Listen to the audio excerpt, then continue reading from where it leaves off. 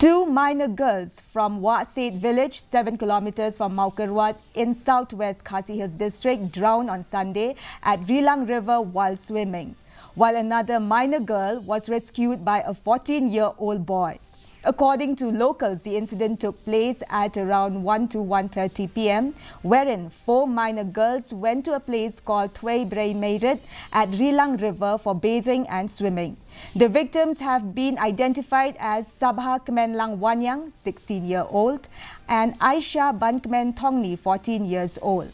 On seeing the duo struggling in the Tway water, the third girl, Saphi Banroy Tongni, 15 years old, elder sister of Aisha Bankmen Tongni, tried to save them but was dragged by the strong current. Fortunately, a 14-year-old boy, Ilambok Dakhar, who was swimming in the upper stream, rushed to her and managed to rescue her. The 2 minor girls were fished out of the water by one person who is also a relative of the victims.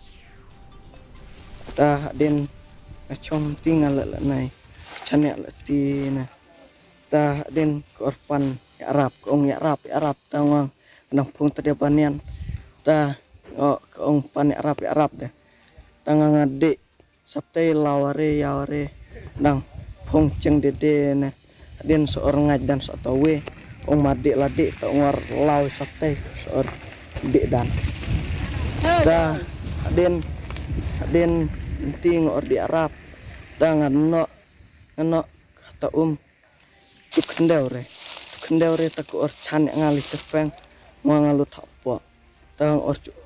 kendiat na ta den ti or tangkilik or pelaj or kimoj ta den atat kirin sem or salut lot ya curing lah kiat alah ketewa kesoor lar dan kena. A fire broke out in Puskani